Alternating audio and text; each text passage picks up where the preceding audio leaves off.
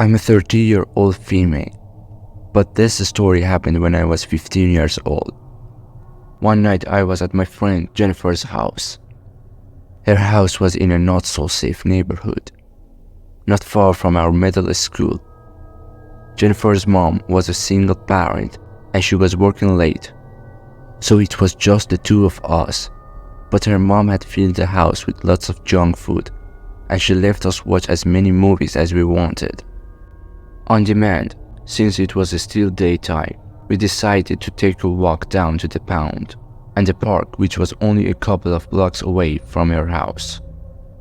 On our way back, when we were only 1 or 2 houses away, a car came up behind us. I didn't know who this person was, but my friend did. She said it was her neighbor Jason, who lived right next door. Jason, as far as I can remember, looked much older, maybe in his early 50s. He had a sort of brownish beard and always wore a baseball cap. I don't know why he drove his car slowly toward us and asked what we were planning to do that evening.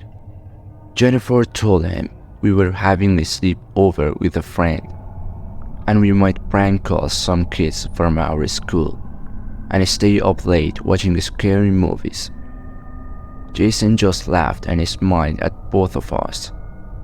But even though I was just a 15-year-old girl, I didn't feel good about the way he smiled at us. I didn't know this stranger, and I was surprised that my friend shared so much with him. But maybe she knew him better. Jason spoke in a quiet voice and said, "Hey Jennifer, I noticed your mom's car isn't in the driveway, so I guess she's working late again, right?" Jennifer, being her unusual friendly self and not realizing anything was off, replied, "Yep, she is doing the late shift, so it's just us and in the house tonight." Jason gave that same weird smile and said, "Alright you girls, have fun with your sleepover and try not to get into too much trouble tonight." Then he slowly drove past us and parked his car in his own driveway. When we walked up the driveway to Jennifer's house, we noticed that Jason was still looking at us as he went into his own home. Once we got inside, I asked Jennifer about her neighbor because he made me feel uneasy. Jennifer agreed that he was a bit creepy, but she didn't think he was a danger. Jennifer was the type who trusted people easily and was carefree, while I was more cautious and kind of a goody-goody. So we made a pizza, gathered the snacks, watched some movies, and chatted with our friends on AM. Later it was close to midnight, maybe even 1 AM, but Jennifer's mom still wasn't back home. We were starting to drift off to sleep in our sleeping bags in the living room. The TV was on, playing a scary movie in the background. All of a sudden, Jennifer muted the TV and spoke quietly. She said, "I think I saw the motion detection light in her backyard go on and off." She then carefully got up to check out the window that looked over their backyard. I walked over quietly and asked if she saw anything. She didn't see anything at first, but after a while, we saw the light come on again. We did our best to see outside, but it was tough. Jennifer decided to go down to their basement to see if she could get a better look through one of the windows down there. We walked down to the basement stairs, being careful not to trip in the darkness. We didn't want to turn on the lights just in case someone or something outside could see us. It was strange to see Jennifer taking things so seriously, because she was usually the more relaxed friend. Maybe all those scary movies were making us both extra jumpy. In the basement, there was a big window. Next to a door on the far side, The motion detection light turned on again, and sunlight came through the window, letting us see a bed in the small basement. Suddenly we heard the door that led to the backyard in the basement start to shake. We both got a big fright and let out screams. The window on the door had blinds covering it, so we couldn't see who was trying to open the door. But we knew someone was trying to get inside.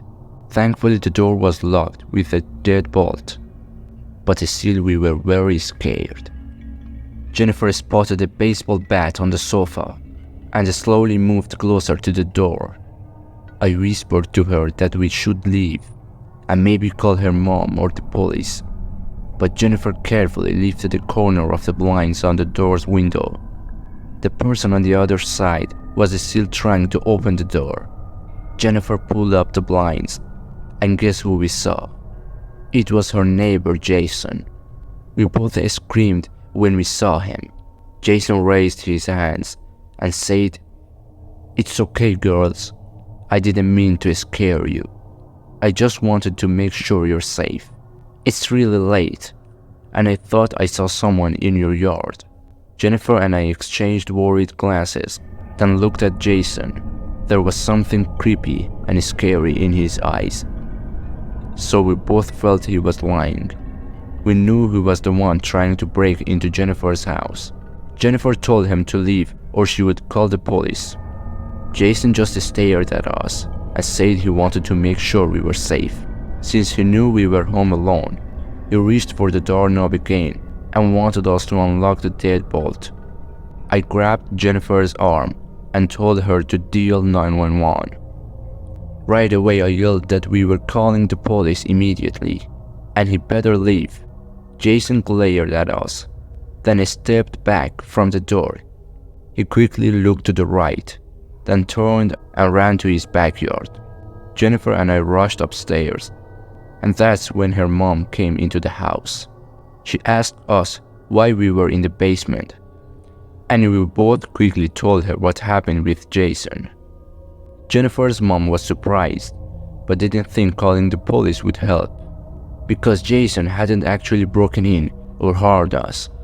Jennifer and I were both really scared and wanted her mom to call the police to report him, but she kept saying that the police probably couldn't do much. Luckily, I didn't run into Jason again during the few more times I visited Jennifer's house, not too long after Jennifer and her mom moved away. I don't know what Jason wanted or what he was planning that night, but I'm very thankful we didn't have to find out.